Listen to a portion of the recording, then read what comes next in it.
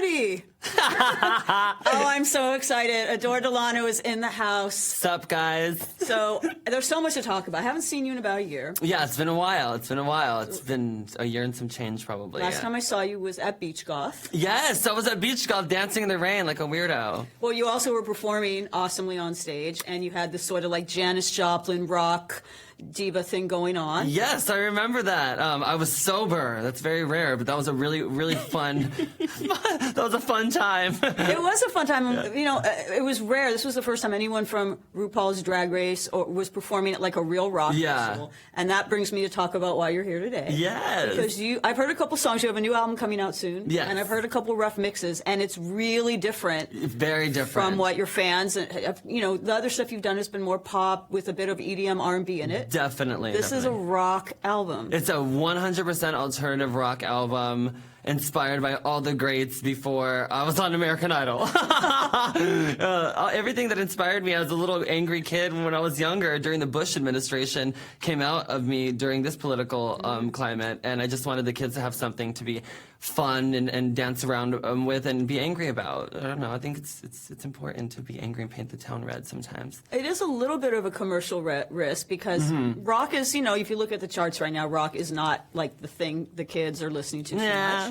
And it's all about EDM and pop and stuff. So, like, what made you, besides the political stuff, what made you want to, like, basically take a real musical departure? Well, I always look at the people that are doing the most similar thing in my career, like the girls from RuPaul's Drag Race. I see like any type of music direction that they try to go to, I want to do the exact opposite. And naturally, I gravitate towards rock music. My dad was like a rock and roll cholo. Like I grew up listening to Ozzy and all the great ones. But yeah, thank God I got good music taste from him. But that's all you gave me. No, but damn you.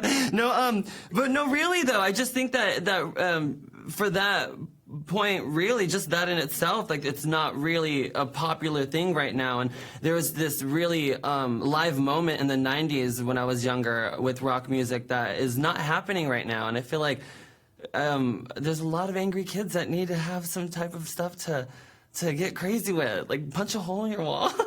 What's making you angry these days? What's making me angry? I think ignorance. I think ignorance is not bliss at all. It just makes you want to punch somebody.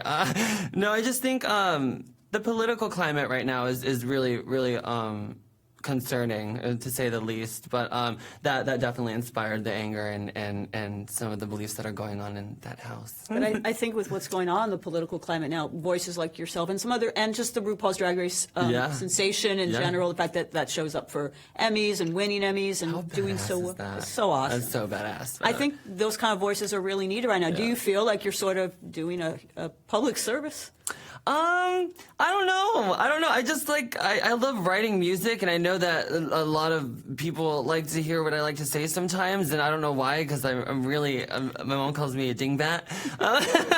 But I got a talent for writing. I know that. So I just if I don't get this out, I feel like it would be bottled up, and I would go crazy and eventually light my house on fire or something. Oh, please don't do that. Don't do that. Keep writing songs. I'll write songs forever. Fire bad. Fire bad sounds good. You moved to Seattle recently, right? Yes, in December I moved to Seattle, yeah. Obviously that's like, when you think of the 90s music, you think of Seattle scene. Does any of that kind of history inform what you're doing right now, or just, you know, the grunge stuff? Yeah, no, most definitely. Like, initially, I didn't move there just for the record and stuff, but it came, like, perfectly, like, it fell. Like, I was going through a lot of stuff when we moved, and it's a lot of stress to move and stuff, like, especially to another state. I've never done that before. But as soon as I moved there, within, like, 3 months, I was noticing, like, an energy there that I was super inspired to write. And I also threw in 2 songs that I wrote last year, and I kind of flipped them into like more of an alternative genre, just to kind of like, because once I hear a guitar, I'm like, melody.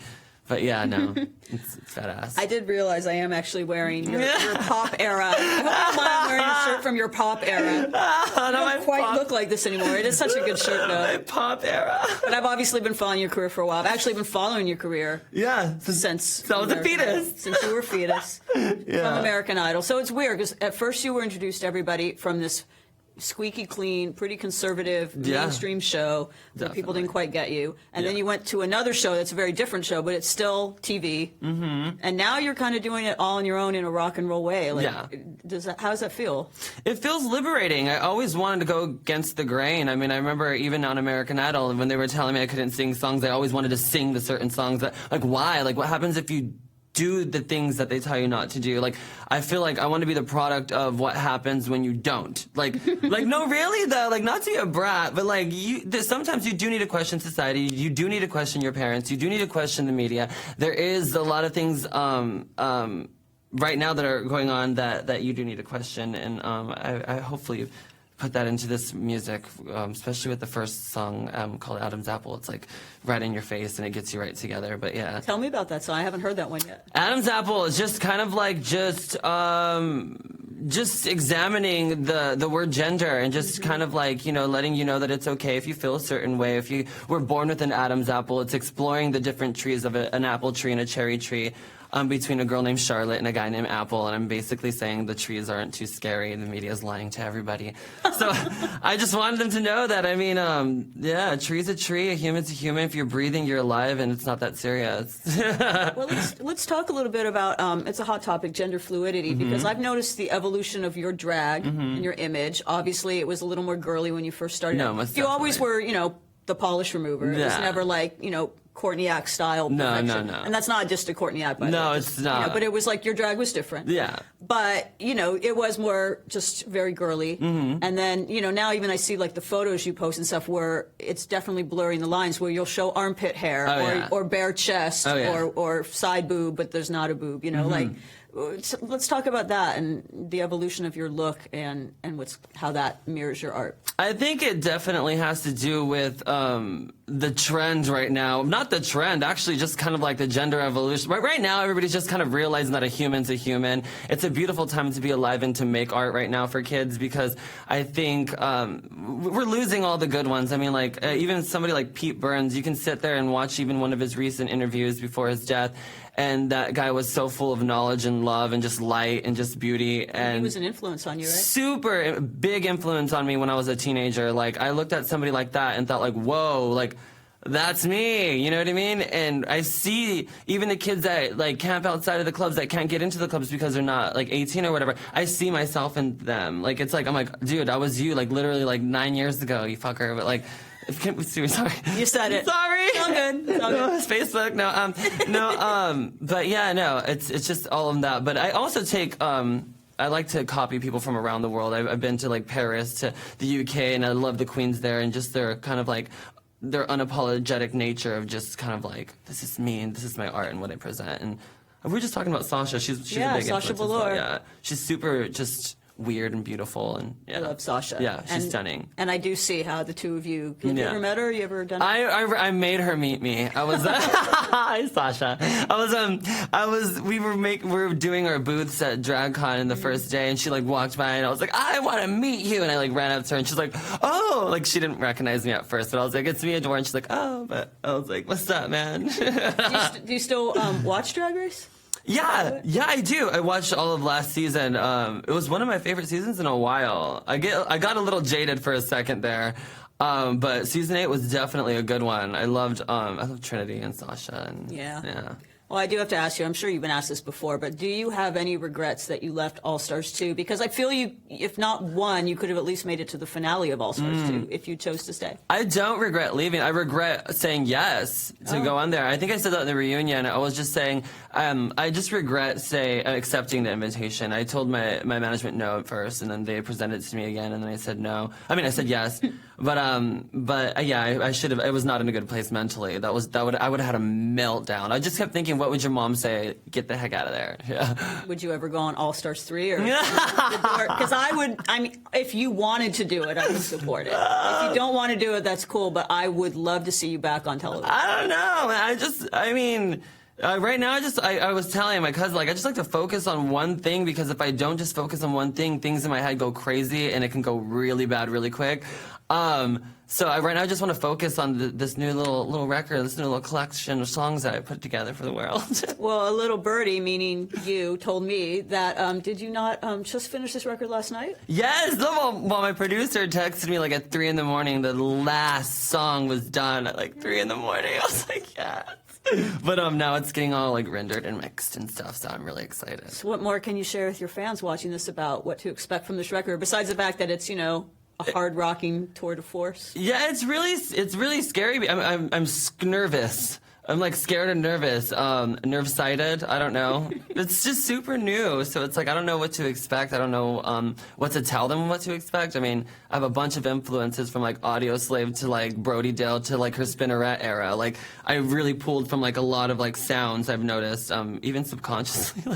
Yeah, I don't know. Does Brody know that you're a fan? Because you've mentioned her in multiple interviews. I know you and I've talked about her before. Yeah, I think she does. She follows me on Twitter, which really got me excited for like a week, man. Like I was like farting for a week after that. No, but yeah, I think she knows. Yeah. But yeah, it's good to know that like your idols know who you are or whatever. Even like Courtney Love, like that's like a super huge influence on me. And even on the record, like early whole years, and like the Live Through This era is super like influenced on this record. But I love her to death. Well, the 90s was a really good time for women in music. Yes. The women didn't have to be, perfect looking. They didn't have to be Britney Spears. They could be a bit messy. They could be, Liz Phair or Courtney Love or Alanis. The list goes on. All the Riot Girl stuff. Fiona Apple. Yes, they could be a bit messy, a bit unhinged. And not perfect. Yeah. And it seems like, I could. Can you talk a little bit more about your connection to the women in the music of the 90s? I just remember growing up in the 90s and figuring out my sexuality really, really early on because of the women in the 90s and realizing how like they were messy and kind of like doing what the guys were doing. And even, it was liberating watching them, do things that weren't in the norm for a woman to do in the industry. As a kid, I loved Britney to death. She was one of my idols, but seeing somebody like Alanis and like Fiona, those are women that will always be like filed up in my brain as, big influences because they were super speaking to both kind of just like going against what they were supposed to do basically and writing about real shit. Sorry. Okay. I'm sorry. It's okay. I would never make it on magic. TV. Yeah, I was about to say, RuPaul's Drag Race was pre-taped. Yeah. How did you ever not let an expletive go on American Idol? You should have saw me on American Idol, man. They're good editors, dude. You think I didn't do that there? I was the whole time. You were in some live episodes, though. A couple. Oh, no, you don't do that live. What I'm saying is, how did you stop Oh, yourself? I knew. Yeah. I looked at my mom in the corner. No, you know not to do that on live TV. I don't know. This is the internet. I don't know. Yeah, internet is fine. My bad. Speaking of Idol, you mentioned something about them not wanting. There were songs you wanted to do. Yeah, I wanted to do I Love Rock and Roll for 80th week, and they told me I couldn't sing a girl song because I'd picked Tainted Love the previous week. That's a girl song technically, though. Sorry, it wasn't Tainted Love. It was the Carpenters song that I did, and they said that I couldn't pick that song. And then I ended up picking Tainted Love and doing the Pussycat Dolls version just to be really catty, but they didn't know. Well, let's go back to the music you're making now. Yeah. You've been teasing Negative Nancy a lot. What can you... I've heard the song. It rocks. Most people out there have not. Yeah. What can you tell people about it? Who is Nancy? Is that a real person? What inspired it? It was basically me from 14 to now. I'm blaming everybody in the world for my problems. There's like a lot of subliminal writing in there. I remember just going off and just writing that song. The first verse, like in 10 minutes, I just kept going boom, boom, boom, boom, boom, boom. And I just kept going. I was like, oh my God, it's all rhyming. Oh my God. And then like the second verse came like in 5 minutes. It just was like really going because he was playing while I was, my producer's band I teamed up with in Arizona. They were playing and I just kept writing like really quick over the phone while I was listening to it in my headphones. I only listened to that like twice and I wrote like the whole thing. I was like... That's how the best songs come about usually. Yeah, it's adrenaline. That's it. I would say that. Just get ready for adrenaline because when you blast that, you're going to be like, what the hell did I just listen to? What were the childhood or teenhood things that you're talking about that inspired the lyrics? I would say just figuring out like why I was the way I was and just like blaming my dad for everything and my mom for everything and just... saving up my lunch money to get my nails done and just blaming my mom for me being late and just like, just being a brat. I wanted these kids to have a song that wasn't so calm. I noticed right now, there's all the pop stars are kind of calming down right now, and they're kind of cradling their fans and saying it's going to be okay. And I'm like, actually, it's not okay.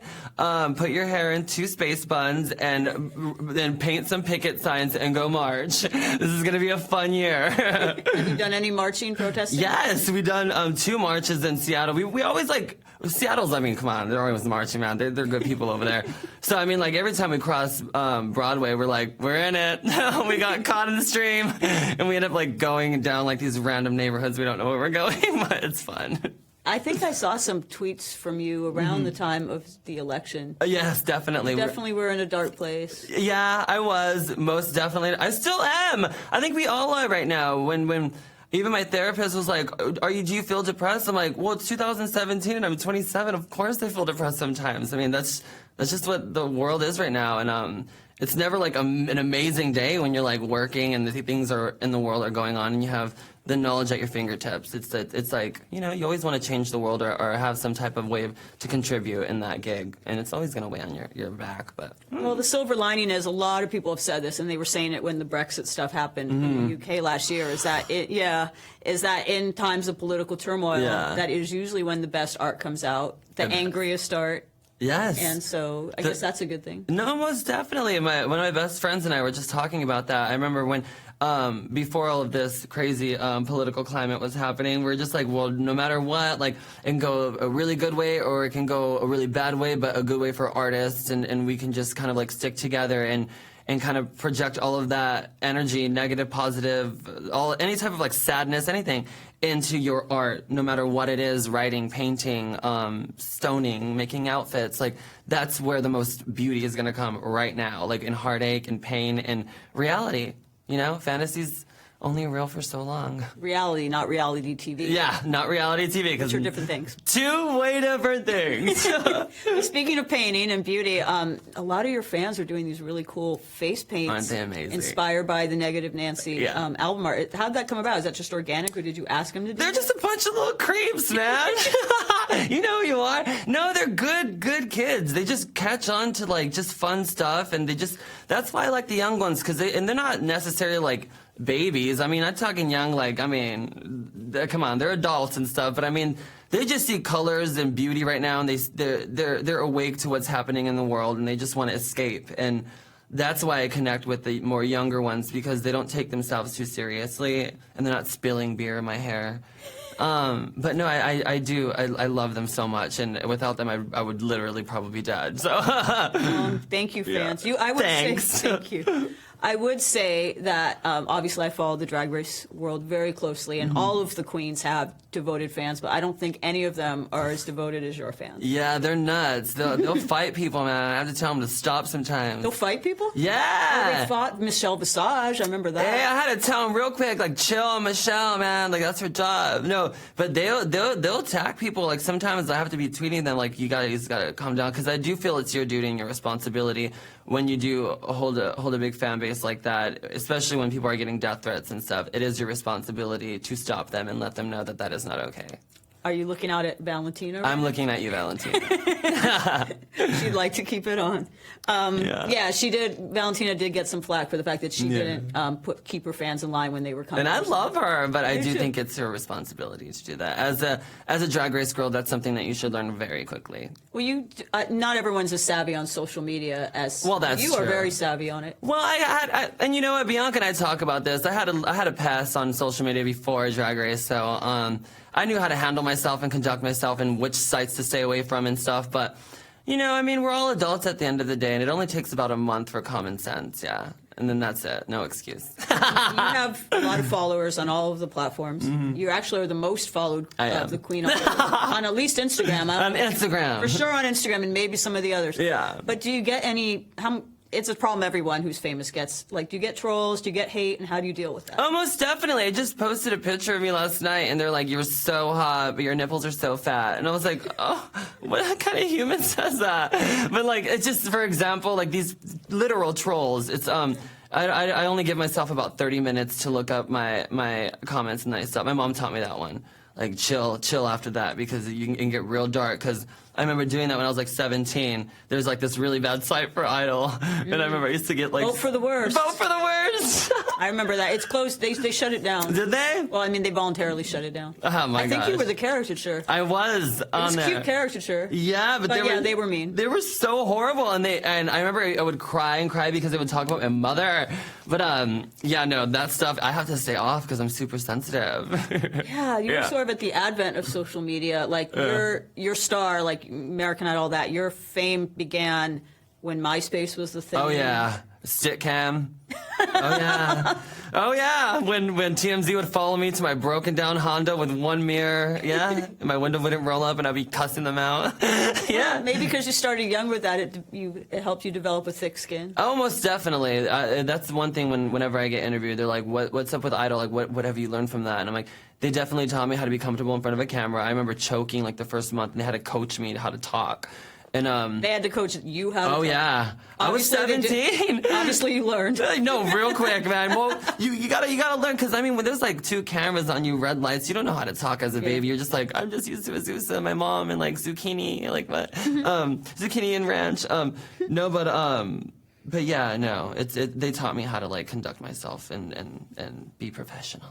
How do you feel about the American Idol coming back? I'm excited for it. I don't know how I feel about Katie being a judge.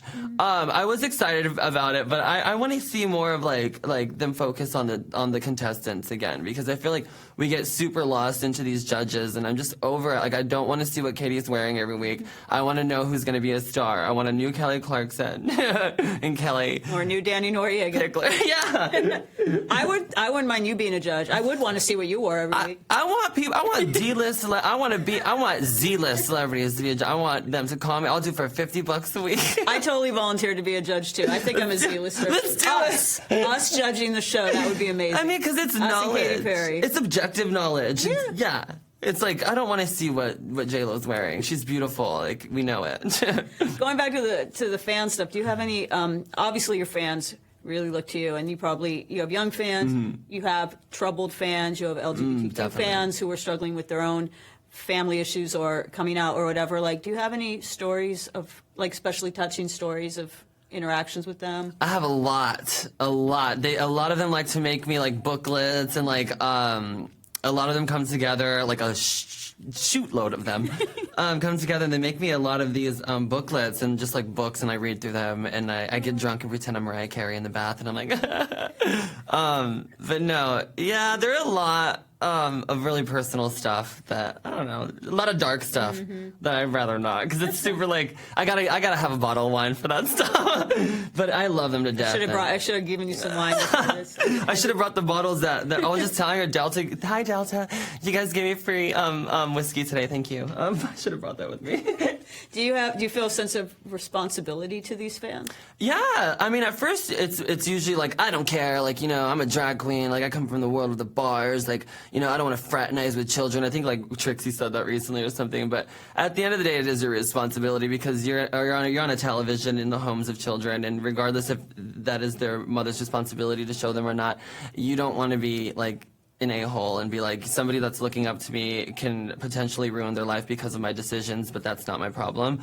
I think it's 50-50. I'm not your parent, but I'm still looked at like, I'm not going to be smoking crack in the middle of the street. Like, I mean, you know, come on, there's kids that are watching. Yes, please don't do that. No, I've never done that in my life, by the way, but I mean, you won't see me doing that, is what I'm saying. I understood what you meant. I actually have always been really surprised, but in a good way, like heartened by the fact that the RuPaul's Drag Race fan base is actually really young. If you go to DragCon or any of Battle of the Seasons, any events, it's teenagers, it's kids with their parents. Yep. I would have thought the audience would have skewed a bit older because of the humor and stuff. I did too. But no, it's a lot of young girls. Yes, a lot of young girls that just see color. And they always say like the story of just escaping reality and just kind of like coming home from school and seeing these guys kind of like make up this fantasy like image of what's in their head, and they find it inspiring for some reason. And I find that inspiring that they find it inspiring. It's really weird, but yeah. If I had a teenage daughter, I think I would rather have her be looking up to you or to Alaska or honestly whatever, than a lot of the other celebrities out there. Honestly, me too. Me too. And by the way, Alaska's a brilliant mind. Alaska's amazing. Another very, very popular. She's got a good brain. She's an amazing, amazing queen. But yeah. Do you have a lot of good friendships among, like, who are your best friends among the drag race world? Yeah, definitely. I'm really close to Bianca, Courtney, and Ben and Darian. We're usually like just super like giggy. The top four still have we're texting today, this morning. Like we're texting every day, but yeah, I talked to mostly all of them for my season. Do you guys have a name? Like in season 5, it was Alaska Talks. Is there like a Court Lano? I don't know if you want me to share what Bianca calls all of us, but no. There's definitely names, but no, not one. So you mentioned, some dark stuff, and you mentioned, when you moved to Seattle, it was a tough time. Like, what were you going through personally that informed this record, besides the political stuff? Yeah, there was just a lot of personal growth that I was going through. A lot of perspective was changing. I had a lot of time off of work. I had a lot of time to talk to family, and I got a therapist, even though she lasted just one session. But it was beneficial. It was, she told me what I knew.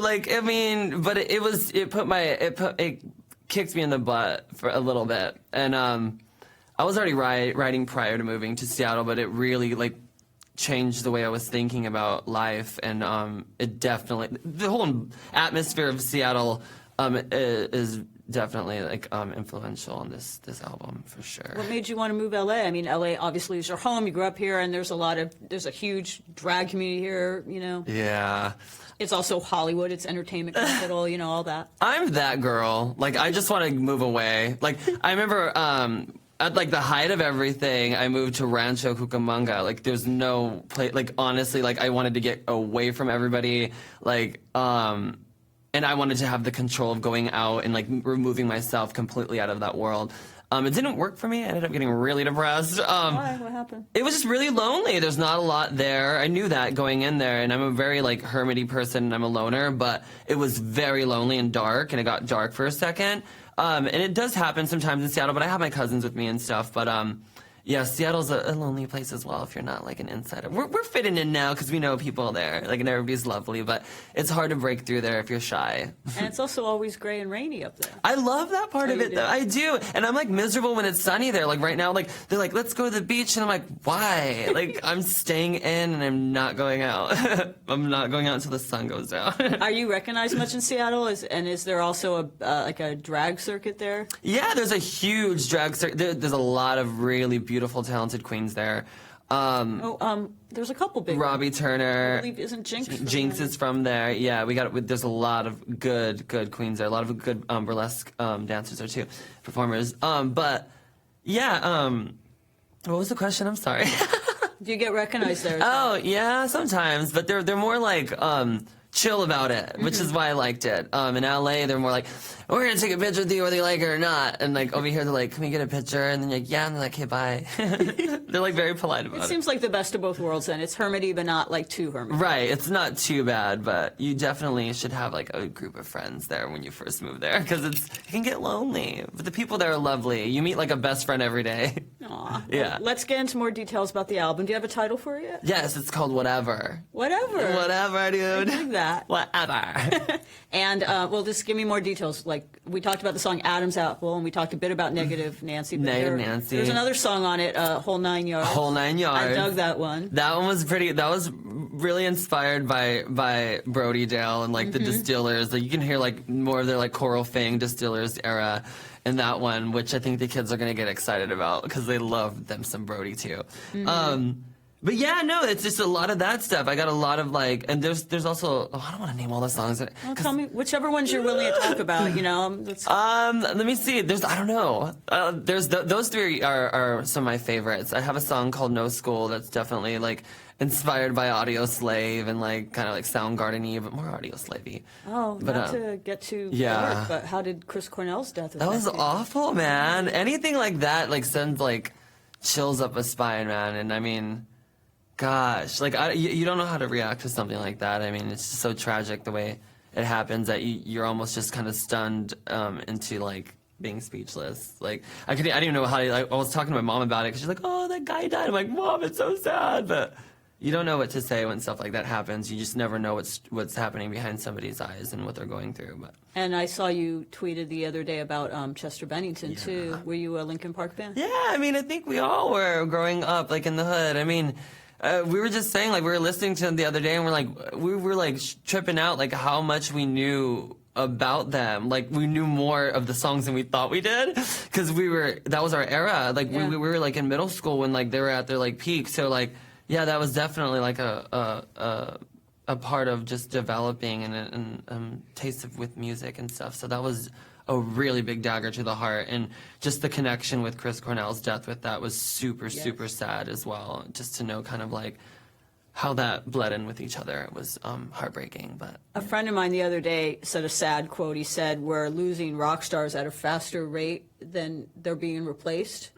You know, obviously, you know, there's so many. There was Bowie and Lemmy and Prince, of course, and the list goes on. Yeah, the last year and a half was pretty brutal. Yeah. But we, you know, who are these stars that are gonna? Maybe it'll be you who can come in and who can swoop in and keep that rock thing going. Yeah, I think it's super important. It's sad. It used to make me sad. Even like there was like this really huge punk movement, and I remember in my high school years, about 2003 to 2006, 7-ish.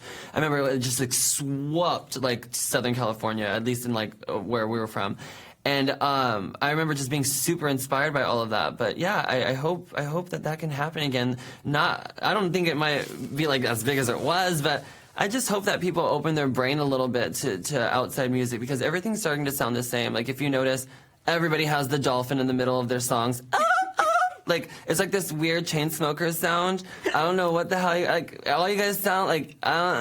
It's all of that gig, but you guys got to open and broaden your horizons and just kind of like question things. Do you still feel that you need to prove that you're a good singer? Because, you know, I mean, obviously you came from Idol, so you can sing well from that. But, you know, a lot of the drag race queens that put out music, and I'm not putting them down or whatever, but it's not really so much about singing. It's more like club songs or whatever. Right. And I think that's actually an interesting question directed towards this album, even, because I was more afraid about how my growl and like my screams were gonna be taken, because I am such like a pretty singer or whatever. But I did start off. I remember like even before Idol, it was a pretty bad punk band, but we were screaming in these garages. So I got something built up here. But I was more nervous about like how the rock community and like the fans of that genre were gonna perceive my throat. The rock community is a hard one to get respect in, more so than maybe some other genres of music. Yeah, if not, I'll fight them. But there's an interesting. I don't know if you remember this, but I wanted you to be on this panel. Not the DragCon this year, but last year. Okay. I did a panel that was the Drag is Punk panel. I moderated. What? Alaska was on it. Who was on it? Alaska was on it, and Alaska was great, but I wish you and Sharon could have been on it. Was Sharon on it? Of No, course. I think Sharon's schedule didn't allow. Who was all on it? Just Alaska? Henry Rollins was on it. Okay. It was amazing. Yeah, that I made that face too when I found out. I was like, And Sharon wasn't on there? I think Sharon couldn't do it. Sharon would have been good with that. And so would you, because you have the punk background. It was Alice Bagg from the Bags. It was Henry Rollins. It was the Boulay Brothers, who I'm sure you know. Yeah. And representing Drag Race itself was Alaska. That's neat. And we talked a lot about. Yeah, you would have been great on it, but we can talk about now. No, where's Sharon? But let's bring Sharon in here. But the connection between punk and drag, sort of the same mentality of like doing what you want, not giving an F. Going against what the gigs are telling you. And I think that's what's super ironic and weird, is when like people put labels and kind of like rules on drag. It's like, do you guys know the very concept of this situation? Like, we're supposed to be doing everything outside of the norm, and I think it's super. Was it in the 70s, I believe, where the punk and gay bleed were happening, and then like the hardcore scene kind of took over that and made it more of a masculine. Especially in Southern California. Yes, and I remember County. And I remember my dad giving me some gigs on that too when I was in high school, trying to like film me in because I was super girly. But yeah, no, super Orange County hardcore scene was just super testosterone and just violent, and it was just kind of like a different wave. I want it to be how it was in the OG days. Let's make it fun and Gay again. Your album, whatever, will help that happen. Yes, let's start the rainbow rage. Oh, before we sign off, is there anything else you want to tell your fans about what you can expect? Oh, we need to talk about the music video. Can we talk about that? Yeah, we can talk about it for sure. So tell me, I know you just shot the video for Negative Nancy. Yes. Tell me or tell them what they can expect. Just expect some fun old beating up some locker room and boys and girls are cool, boys drool. We rented out an entire school and we played baseball and we were in the girls' locker room and it was just like super fun. But it was just super liberating to just beat the hell out of everything and that with a bat. Like beat the school? Yeah. No, just swinging at air, just like hitting invisible things. No, but it's going to be really fun. It's just super, super summery and super baseball and American and high school-y. And what else can we expect in terms of, are you going to tour with a band for this? Yes, I am, actually. We're going to be touring with a band next year, but that's all I can say with that. Like a live rock band. Uh-huh. Amazing. And then we're going to be doing a lot of the touring with this album. I'm going to be in the UK this year. We're doing Brazil. We're doing, I don't know, I guess Argentina and a few other countries. But yeah, next year's going to be wicked with this album because we got a lot of cool things, cool deals next year. Is your goal with this album, this rock album, to sort of not be seen as like a drag race person or a drag queen that does music and just sort of be like a rock star like anybody else? Like do you want to sort of be in that mainstream rock world? No, I don't mind anymore. I think it's my age taking over my brain. I always want to be known as that drag race girl that kicks ass. I mean, Ru said it best. He's like, you're the drag race wild child. Like, that's who you are. And I never want that to be like